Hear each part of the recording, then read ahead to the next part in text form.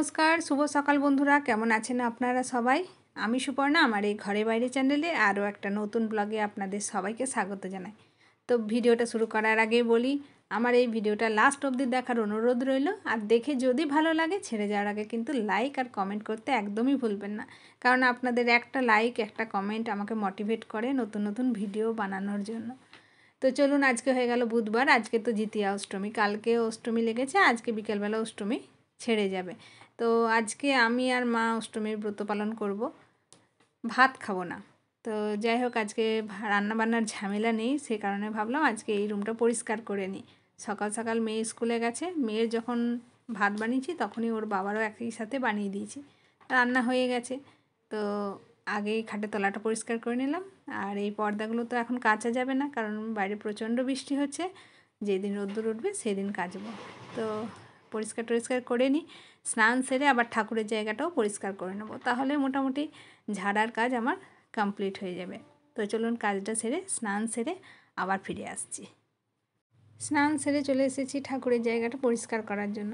এই রুমটা তো আগেই পরিষ্কার করা হয়ে গেছিলো, শুধু এই ঠাকুরের জায়গাটাই পরিষ্কার ছিল না। তো সেটাও ভাবলাম আজকেই করে নিই। এখন ঘড়িতে কিন্তু সবে মাত্র হয়েছে 9:15, বেশি বেলা হয়নি। মা তো এখন স্নান করছেন, তো ভাবলাম মা যতক্ষণে স্নান করছেন ততক্ষণে আমি এই জায়গাটা পরিষ্কার করে পুজোটা সেরে নিই। আমার কিন্তু এবারে তাড়াতাড়ি ঘর ঝাড়া হয়ে গেল। মহালয়া এখনও 1 সপ্তাহ বাকি, তার আগেই মোটামুটি পরিষ্কার হয়ে গেছে। যদিও আরও একবার ঝুলটুল পরিষ্কার করতে হবে, কারণ পুজোতে এখনও 15 দিন বাকি আছে। তো আপনাদেরও কার কার পরিষ্কার হয়েছে কমেন্টে কিন্তু জানাতে ভুলবেন না, যাদের পরিষ্কার হয়নি তারাও কিন্তু কমেন্টে জানাবেন।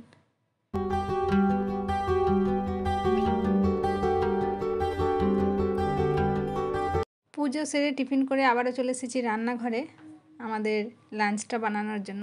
তো আজকে যেহেতু আমরা ভাত খাবো না, সে কারণে খাবো ডালিয়ার খিচুড়ি।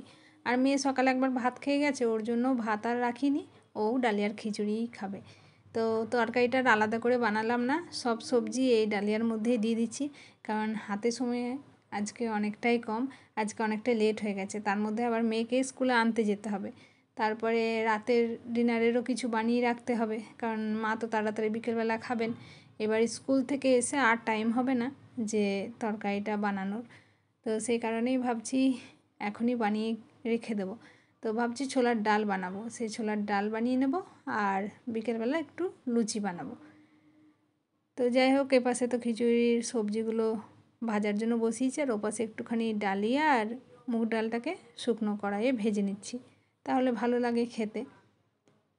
আর আজকে চাটনি আর বানাবো না, কারণ এইটা বানাতে বানাতেই তো অনেকটাই বেলা হয়ে যাবে, সে কারণে আজকে শুধুই এই ডালিয়ার খিচুড়ি খাবো।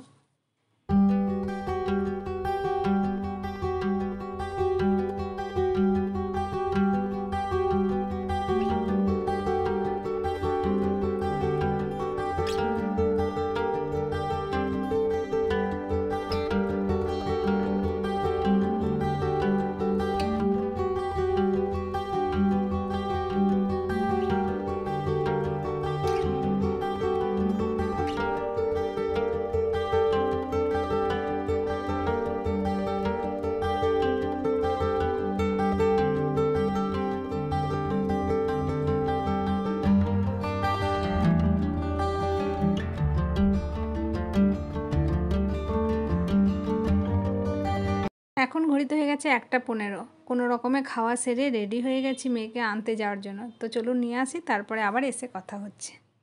আজকে বিকেলবেলা আর কিছুই ভিডিও করা হয়নি, তো আজকের মতো ব্লগটা আমি এখানেই এন্ড করছি। বাই, গুড নাইট, সবাই ভালো থাকবেন, সুস্থ থাকবেন।